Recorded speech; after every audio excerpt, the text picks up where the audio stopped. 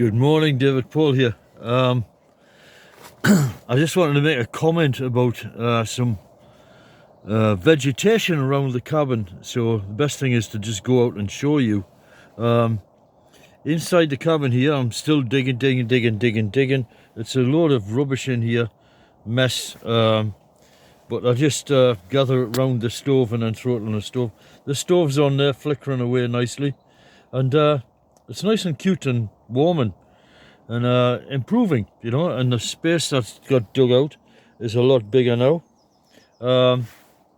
Still got all this rubbish to be cleared, but I just got to get on with it because I haven't got time to faff around with that. Underneath the bed is now suspended at one end on these cables because there's no support underneath. And the reason is I've been digging away, so I'm undermining that because I've been unable to get outside, so I couldn't take the bed out. And I came up with this bright idea: I'll suspend one end and carry on digging underneath. So that helps to not stop the job. These plants, I call them the triffid plants. They're growing all over the place and they're starting to take over the cabin. I kind of like them because they stabilise the soil and stop it crumbling down while I'm working. And eventually, as I say, that'll all be boxed in so it won't fall. But yeah, as I say, I'm mining this out. I wanted to talk about these plants and certain views I have on global warming. I actually think it's rather good, personally. I think it's good for the planet. But that's another story. CO2 levels have been at historic low levels. So plant life starts to die at about 180 ppm. And we're now at 400 ppm. And vegetation is growing really well now, you know. And I notice it over my 70 years of life, how much faster and better things grow. Now, I wanted to talk about these plants. I don't know what they're called. I call them the triffid plants, but I really love these things because what they do is they just provide natural camouflage and they're very easy to cut. You can just slice through them with a knife.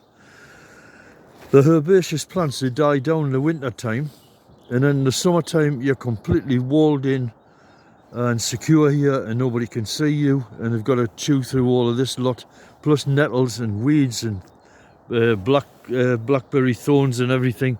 So it's not an easy place to get through to, and that's just the way I like it, because I know how to get in and out of here, and that's all that matters, is me. Now, what I was going to say about the triffid plants, if you look over there, last year, around about exactly this date last year, that was the height of the triffids. They were only about 18 inches to 2 feet tall. And this year, we're looking here, you know, these things here. There's the fire going there. Look at that. Isn't that lovely? The height of these are, I would say, at least 10 feet high. So what a tremendous difference. So you think, well, is it because it's warmer? Actually, no, it's been a rather cold spring, I think. It's been cold. Okay, so it's cold, but the plants are still growing well. So what's the difference? It's the CO2 levels. What they're doing is they're enjoying being able to put down more food reserves in their root systems and so on. And so they're able to grow better every year. And each year, the productivity is just increasing and increasing. Now, it's said, according to NASA, this is NASA's figures, they say that there is an area, there has been greening of an area of the planet the size of continental United States. So that's a tremendous amount of extra greenery. The reason for that is because with the higher CO2 levels, there are small pores on the leaves of trees and plants that they have to open up in order to let carbon dioxide in.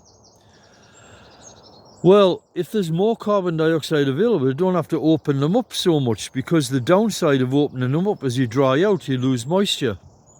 So the plants don't have to open those pores up as much, and therefore they can conserve water.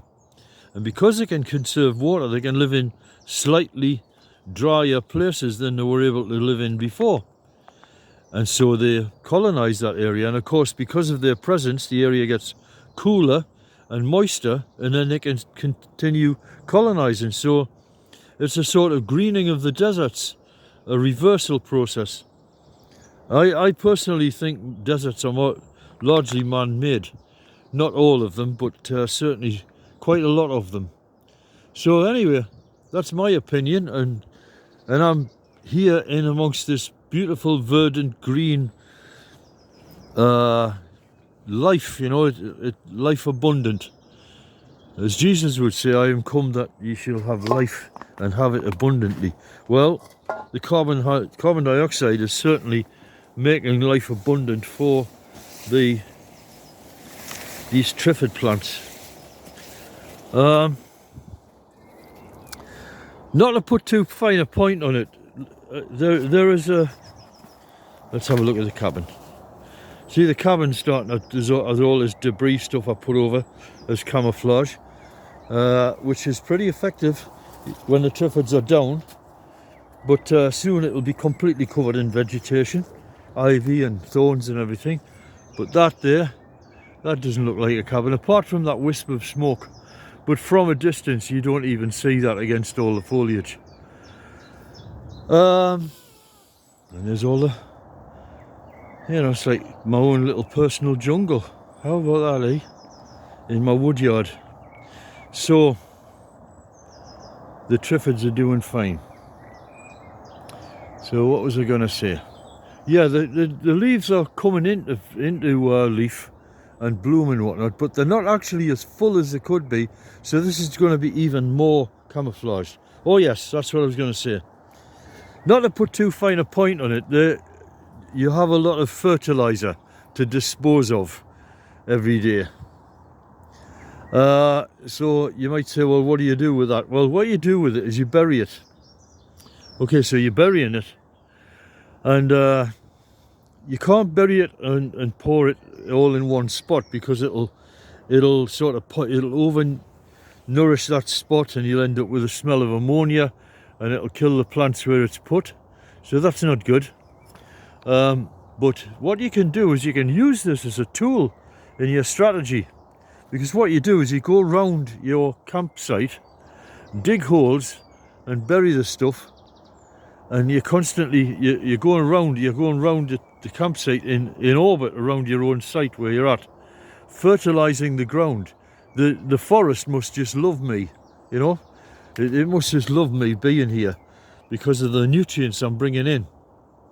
I'm buying food elsewhere, and then it gets processed and ends up on the ground. So what happens as a consequence of that, because this is a natural system, it has stuff called mycorrhiza, fungi from the little threads from fungi like mushrooms and all sorts of stuff. And what they do is they convey the nutrients around the area. So what you'll have in the general area around your campsite is you will find that the vegetation starts to take off. And I don't think this is entirely due to me. I do think it's the carbon dioxide that's making this lot grow. But the vegetation will take off and prosper, and that's providing you with your shelter from the elements from prying eyes, and also from wind, because the wind here it's been howling wind, you know, and you hardly get any wind here because of all the surrounding vegetation, and it's becoming quieter and quieter by the day.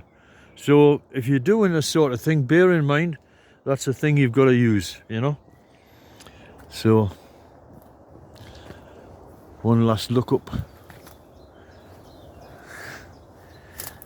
The wiggly woggly way to Willy Wombat's treehouse. The wiggly woggly way, the wiggly woggly way to Willy Wombat's treehouse. Thousands of things we'll see out there, things that'll still make you stop and stare. The wiggly woggly wiggly woggly wiggly woggly way. That's for Paul. That'll make him laugh, my son. who's not a kid anymore, but it'll make him laugh if he ever watches the video. Okay, so that's it. Atilago, makita tayo sa kana. See you later. Jesus be with you.